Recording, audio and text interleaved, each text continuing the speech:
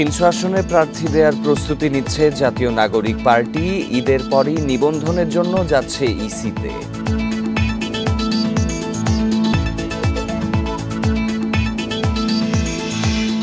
ধর্ষণের দ্রুত বিচার, সর্বোচ্চ শাস্তির দাবিতে মধ্যরাতে উত্তাল ঢাকা বিশ্ববিদ্যালয়ে ধর্ষণ বিরোধী মঞ্চ গঠন।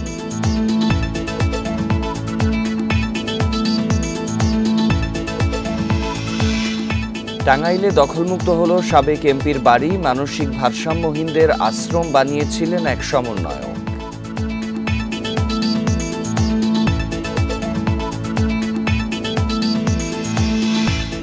চুয়াডাঙ্গায় জালিয়াতি করে অমুক্তিযোদ্ধা বাবাকে মুক্তিযোদ্ধা বানান স্বরাষ্ট্র মন্ত্রণালয়ের কর্মকর্তা। 12 বছর ভাতা আদায়।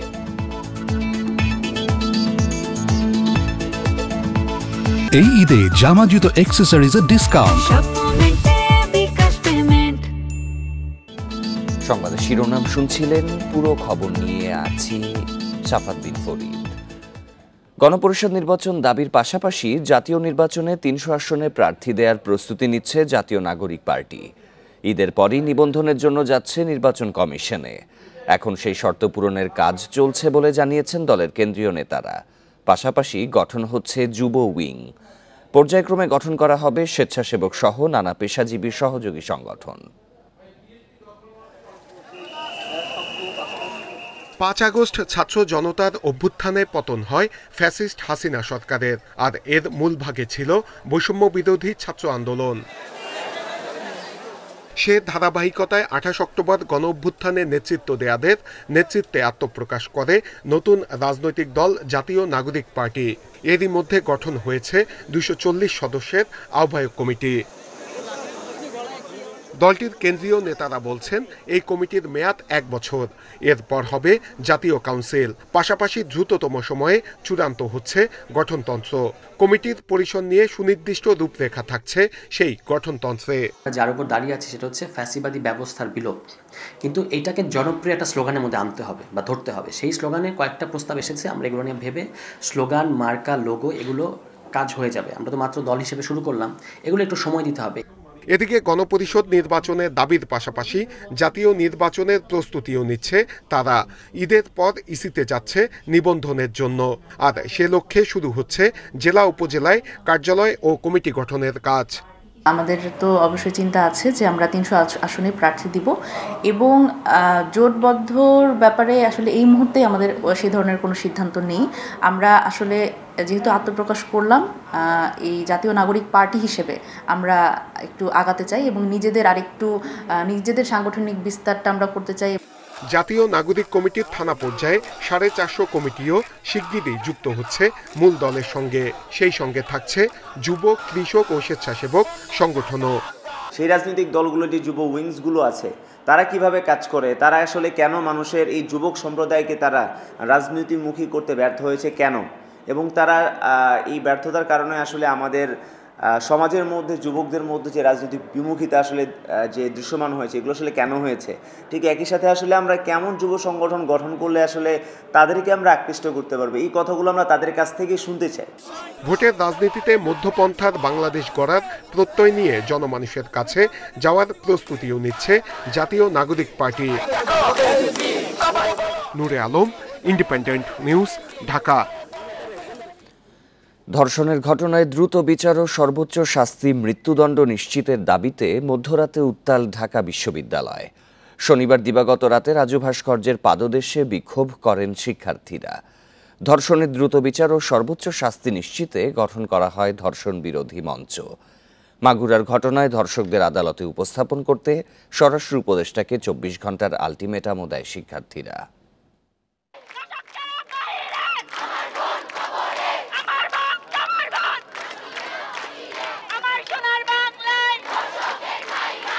শনিবার গভীর রাত বিশ্ববিদ্যালয়ের শুনশান নীরবতা ভেঙে একে একে রাজু ভাস্কর্যের পাদদেশে জড়ো হয় কবি সুফিয়া কামাল, শামসুন নাহার, রোকেয়া হল সহ অন্যান্য হলের শিক্ষার্থীরা। ছাত্রী হলের শিক্ষার্থীদের সাথে যোগ দেয় বিভিন্ন হলের ছাত্ররাও।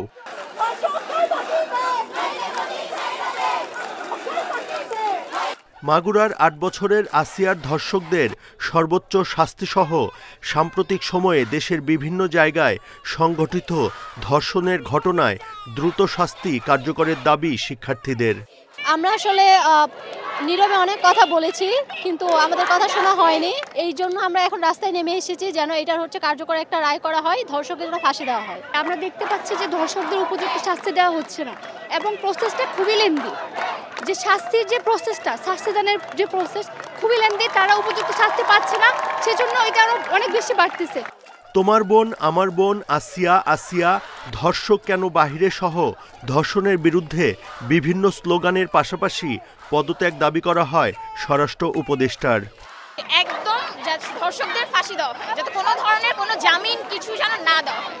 একমাত্র দাবি হচ্ছে ফাঁসি। অবস্থারও আমরা মনে করি যে যথেষ্ট অবনতি হয়েছে। আমাদের স্বরাষ্ট্র উপদেষ্টা আছে জাহাঙ্গীর সাহেব, আমার মনে হয় না যে উনি ওনার পদে থাকার জন্য যোগ্য। আমাদের বোনদের নিরাপত্তার জন্য এবং ভবিষ্যৎ বাংলাদেশে যাতে আর কোনো ধর্ষণের ঘটনা না ঘটে এবং দর্শকদের যাতে প্রকৃতপক্ষে দ্রুতভাবে বিচার নিশ্চিত করা হয়। রাত 2টায় রাজু ভাস্কর্যের পাদদেশ থেকে ঘোষণা আসে ধর্ষণ বিরোধী মঞ্চ গঠনের। এ সময় ধর্ষণ বিরোধী দ্রুত ট্রাইব্যুনাল গঠন ও ধর্ষকদের প্রকাশ্যে সর্বোচ্চ শাস্তি প্রদানের 2টি দাবিও জানানো হয়। এই রাজু ভাস্কর্য থেকে ঢাকা বিশ্ববিদ্যালয়ের শিক্ষার্থীদের পক্ষ থেকে আমরা ধর্ষণ বিরোধী মঞ্চ ঘোষণা করলাম। আগামীকালকে সন্ধ্যা 7:30টায় আসিয়ার ধর্ষকদের ফাঁসির দাবিতে এবং বিশেষ ট্রাইব্যুনাল গঠন করে প্রত্যেকটা ধর্ষণের বিচারের দাবিতে আমরা পুনরায় মশাল মিছিল করব। মাগুরার ঘটনায় ধর্ষকদের আদালতে উপস্থাপন করতে স্বরাষ্ট্র উপদেষ্টাকে 24 ঘন্টার আলটিমেটাম দেয় শিক্ষার্থীরা।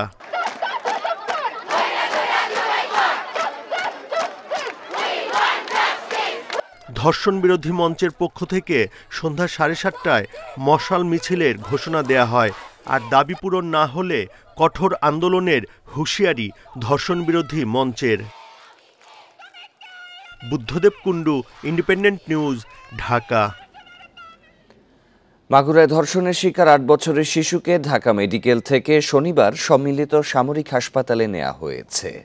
এর আগে চিকিৎসকরা জানান শিশুটির অবস্থা আশঙ্কাজনক, তাকে ভেন্টিলেশনে রাখা হয়েছে।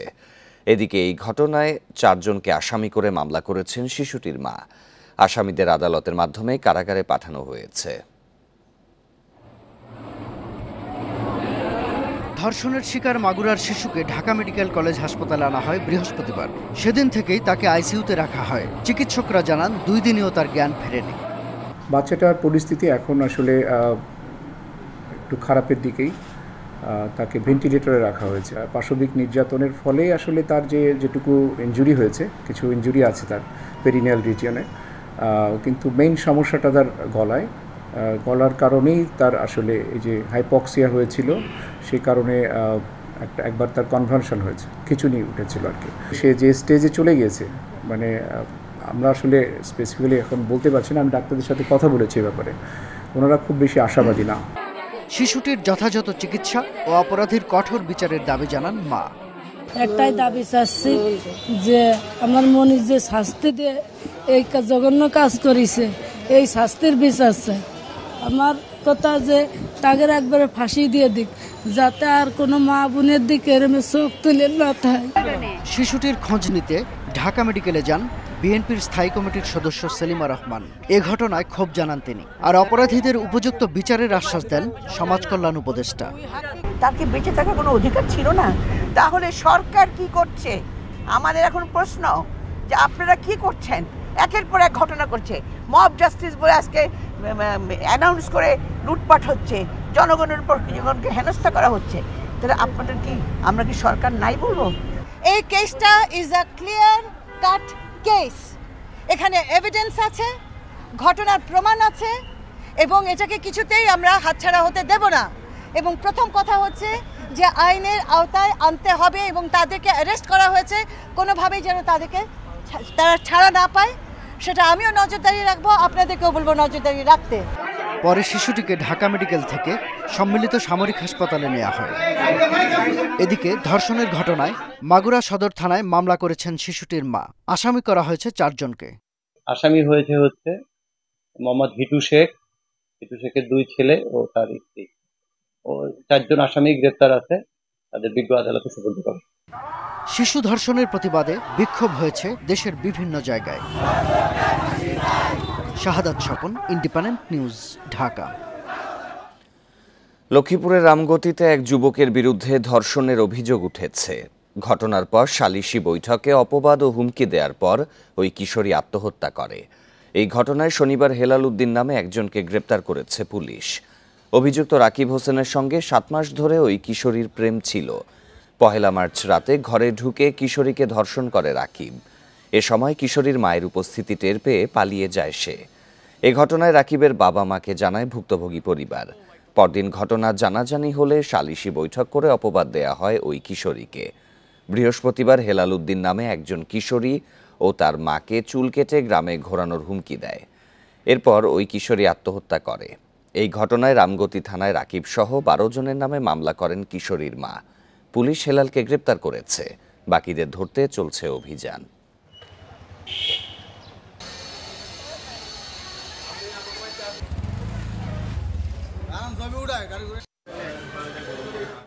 নরসিংদীতে 6 বছরের শিশুকে যৌন হয়রানির অভিযোগে মাদ্রাসার এক নিরাপত্তা কর্মীকে গণপিটুনি দিয়েছে এলাকাবাসী। শনিবার রাত 8টার দিকে শহরতলির গাবতলী এলাকার একটি মাদ্রাসায় এই ঘটনা ঘটে। পুলিশ জানিয়েছে, শনিবার সন্ধ্যায় মাদ্রাসায় শিশুটিকে যৌন হয়রানি করেন ওই নিরাপত্তা কর্মী। শিশুটি এই ঘটনা মাদ্রাসার এক শিক্ষককে জানায়। পরে স্থানীয়রা বিষয়টি জানার পর অভিযুক্ত নিরাপত্তা কর্মীকে গণপিটুনি দেয়। এ সময় খবর পেয়ে উত্তেজিত জনতার হাত থেকে তাকে উদ্ধার করতে গেলে পুলিশের ওপর চড়াও হয় জনতা। পরে যৌথ বাহিনীর সদস্যরা ঘটনাস্থলে গিয়ে পরিস্থিতি নিয়ন্ত্রণে আনে। আহত অবস্থায় ওই নিরাপত্তা কর্মীকে উদ্ধার করা হয়। এই ঘটনায় ধর্ষণ চেষ্টার মামলার প্রস্তুতি চলছে বলে জানিয়েছে পুলিশ।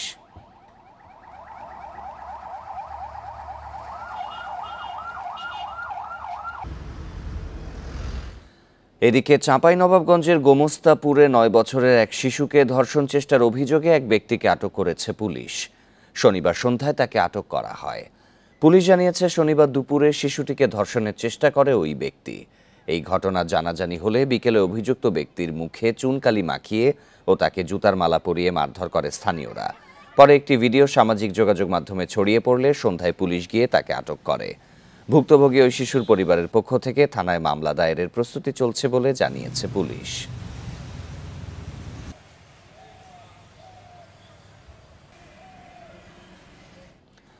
নারী হেনস্থার ঘটনায় বিএনপি উদ্বিগ্ন বলে জানিয়েছেন দলটির সিনিয়র যুগ্ম মহাসচিব রুহুল কবির রিজভী। আরেক নেতা ইকবাল হাসান মাহমুদ টুকু মন্তব্য করেন, ধর্ম নারীদের নিয়ে ষড়যন্ত্র বেড়েছে, আর এদেরকে কঠোরভাবে দমনের আহ্বান জানান বিএনপি স্থায়ী কমিটির সদস্য সালাউদ্দিন আহমেদ। শনিবার রাজধানীতে আলাদা অনুষ্ঠানে নেতারা এসব কথা বলেন। আন্তর্জাতিক নারী দিবস উপলক্ষে রাজধানীর নয়াপল্টনে সংবাদ সম্মেলন করে বিএনপি। তুলে ধরা হয় নারীদের সাথে নানা বৈষম্য, সহিংসতা ও শোষণের কথা। পরে পল্টন এলাকায় বের হয় শোভাযাত্রা। এতে অংশ নিয়ে দলের সিনিয়র যুগ্ম মহাসচিব রুহুল কবির রিজভী বলেন, নারী হেনস্থার ঘটনায় উদ্বিগ্নতার দল। সম্প্রতি দেশজুড়ে নারীদের প্রতি সহিংসতা ও নির্যাতনের ঘটনা আশঙ্কাজনক হারে বেড়েছে।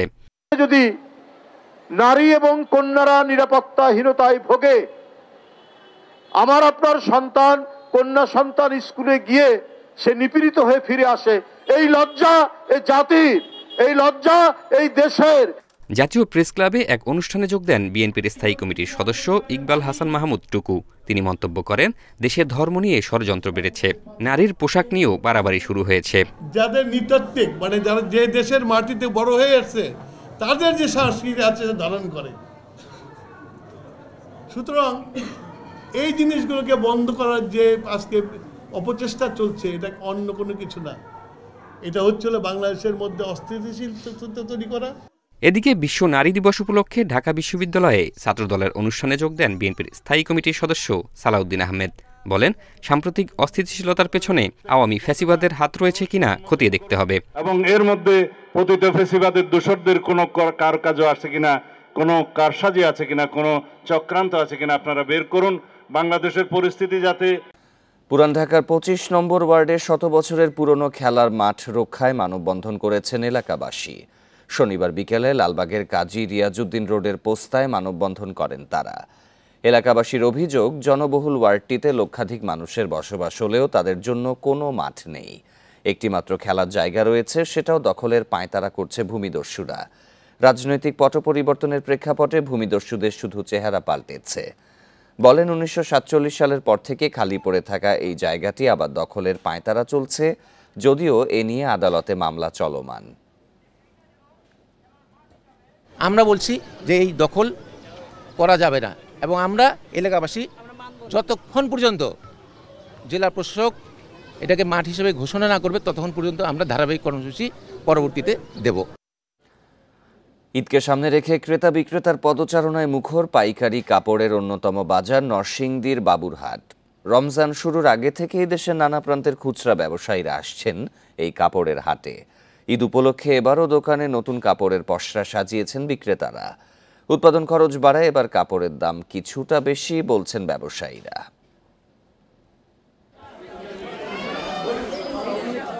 দেশের অন্যতম পাইকারি কাপড়ের বাজার নরসিংদীর শেখেরচর বাবুরহাট। ঈদ ঘিরে প্রতি বছরের মতোই রোজার প্রথম সপ্তাহে ভিড় করছেন ক্রেতারা। ক্রেতা আকর্ষণে এবারও কাপড়ে আনা হয়েছে নিত্য নতুন design. Sari, lungi, three piece, shirt pant, panjabi ও গজ কাপড় কিনতে আসছেন খুচরা ব্যবসায়ীরা। বিভিন্ন শপিং মল ও মার্কেটে ঈদের বেচাকেনা পুরোদমে শুরু হলে বাবুরহাটেও ব্যস্ততা বাড়বে জানালেন বিক্রেতারা। বাজার আমরা শুরু থেকে মাশাআল্লাহ ভালোই দেখতেছি। গত 2 সপ্তাহ ভালো গেছে, এই সপ্তাহ ভালো গেছে। যে পরিমাণ আমাদের গ্রাহকগুলা মাল নিয়ে যাচ্ছে, আলহামদুলিল্লাহ বোঝা যাচ্ছে যে আসলে বেচাকেনাটা ভালো হবে। ভালো যোগাযোগ ব্যবস্থা এবং দেশীয় কাপড়ের বিপুল সমাহার থাকায় পাইকারি দরে কাপড় কিনতে এই হাটে আসেন রাজধানীর অনেক ব্যবসায়ী। আইন শৃঙ্খলা নিয়ে কিছুটা শঙ্কার মাঝেও বেচাকেনা ভালো হওয়ায় সন্তোষ জানিয়েছেন ব্যবসায়ীরা। তবে উৎপাদন খরচ বাড়ায় প্রায় সব ধরনের কাপড়ের দাম কিছুটা বাড়তি। ঈদের বেচাকেনা মাত্র শুরু হয়েছে, গত সপ্তাহ থেকে এই সপ্তাহ মোটামুটি আল্লাহর রহমতে খুব ভালো বেচাকেনা করতেছি। আমাদের ঘেরের দাম বাড়াতে মহাজন বড় বড় মহাজনরা আমাদেরকে বলতেছে কিছু দাম বাড়া যাওয়ার জন্য, কিন্তু বাড়া দিলে আর আমরা বিক্রি করতে পারতেছি। এদিকে ঈদের কেনাকাটা নির্বিঘ্ন করতে পাইকারি বাজারে সিসি ক্যামেরা স্থাপন সহ জোরদার করা হয়েছে নিরাপত্তা ব্যবস্থা। পাশাপাশি অগ্নি নিরাপত্তায় নেওয়া হয়েছে বিশেষ সতর্কতা।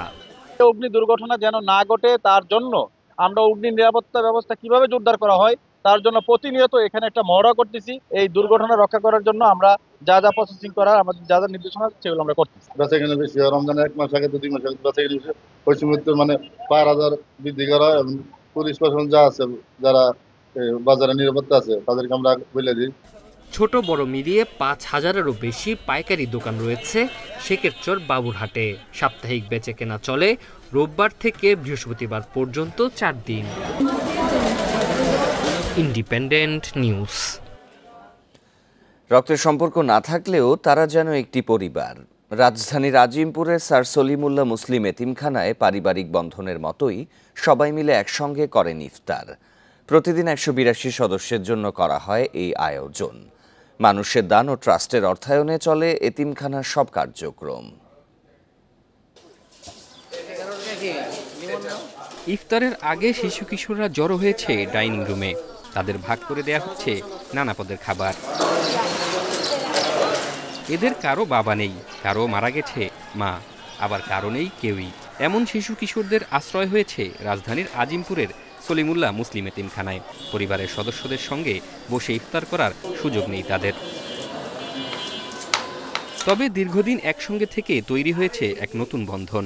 রক্তের সম্পর্ক ছাড়াই হয়ে উঠেছে একে অপরের ভাই বন্ধু স্বজন। সেই সম্পর্কের নিচে ঢাকা পড়েছে পরিবার না থাকার বেদনা। এখানে আসি হচ্ছে আমি 12 বছর, যে ছোটো ক্লাস 5-এ ভর্তি হয়েছি এখানে। তো 2003 সালে হচ্ছে আমার বাবা মারা গেছে।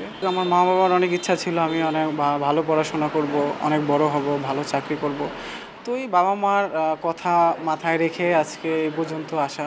সব কিছু খুব সহজলি ইজিলি সবাই বোঝাপড়ার মাধ্যমে সঠিকভাবে সব কিছু করে নেয়, কারোর কাছে কোনো প্রকার ঝামেলা না। এমনি বড়রা আমাদের বড় যারা আছে তারা আমাদেরকে দেখাশোনা করে এবং আমরা আমাদের নিচে ছোট যারা তাদেরকে আমরা দেখাশোনা করি। সবাই আমাদের সবসময় সাপোর্ট করে, অন্তত আমাদের পড়ালেখার বিষয় আর মানে নিজের স্বাস্থ্য ভালো থাকার জন্য সকল বিষয়ে সবসময় তারা আমাদের সাহায্য করে। মানে যাই প্রয়োজন চাওয়ার আগে আমরা পাওয়া যায়। এখানে প্রতিদিন ইফতার আয়োজন হচ্ছে 182 জনের। মানুষের দান ও ট্রাস্টের অর্থায়নে চলে এতিমখানার কার্যক্রম। নাম পরিচয় গোপন রেখে সহযোগিতা দিয়ে যাচ্ছেন অনেকে। ইফতার করার জন্য যে সামগ্রী সব কিছুই আমাদের এখান থেকে দেওয়া হয়। তো এই অর্থায়নটা আসে আমাদের যেই প্রাতিষ্ঠানিকভাবে যেই ডোনেশনটা হয়, দান অনুদান যারা দেয় তাদের অর্থায়ন থেকে, প্লাস হচ্ছে রোজার মাসটাকে কেন্দ্র করে দেখা যায় যে আমাদের কি মানে মাঝে মাঝে হচ্ছে আমাদের দাতা থাকে।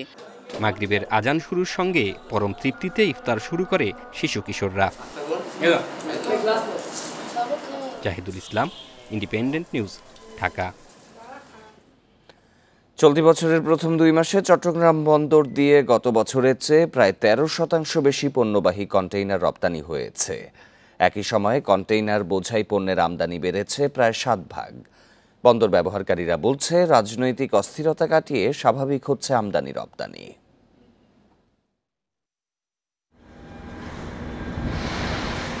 চট্টগ্রাম বন্দরের তথ্য মতে চলতি বছরের জানুয়ারি ও ফেব্রুয়ারিতে কন্টেইনার ভর্তি মোট পণ্য আমদানি হয়েছে 2,31,094 একক, যা 2024 সালের প্রথম 2 মাসের চেয়ে 15,113 একক বেশি। একই সময়ে রপ্তানি হয়েছে 1,40,684 একক। গত বছর একই সময়ে রপ্তানি হয়েছিল 1,24,733 একক। বন্দর ব্যবহারকারীরা বলছে, রাজনৈতিক পট পরিবর্তনের পর আমদানি রপ্তানি বাণিজ্যে কিছুটা নেতিবাচক পরিস্থিতি তৈরি হয়। তবে সেই পরিস্থিতি কাটতে শুরু করেছে। রমজান ও ঈদকে ঘিরে আমদানি রপ্তানিতে ফিরেছে গতি। সরকারি প্রশাসন যদি ঠিকঠাক মতো কাজ করে এবং বিভিন্ন ব্যবসা বাণিজ্যের যে বান্ধব যে সমস্ত নিয়মকানুনগুলো আছে, যে সমস্ত নীতিমালাগুলো আছে, সেটা যদি আবার ঠিক করে দেয়, আশা করি এটা আস্তে আস্তে পারবে। ঈদকে টার্গেট করে যে বিশাল একটি বন্ধ পড়ে, বিশেষ করে আমাদের যারা রপ্তানিকারক যাদের ইন্ডাস্ট্রিগুলো বন্ধ থাকে, তো এই কারণেই আমাদের এখন রপ্তানির একটা এবং আমদানির একটা প্রবৃদ্ধি বা একটা চাপ বাড়ার আমরা একটা লক্ষণ দেখছি। আমদানি রপ্তানির ইতিবাচক ধারা সামলাতে বন্দরের প্রস্তুতি যথাযথ রয়েছে বলে জানিয়েছে বন্দর কর্তৃপক্ষ। আমাদের লোকজন 24/7 কাজ করছে এবং আমাদের বর্তমানে 18টা। এই ছিল সংবাদে। আরও জানতে চোখ রাখুন ফেসবুক, ইউটিউব এবং এক্সে। ধন্যবাদ সবাইকে।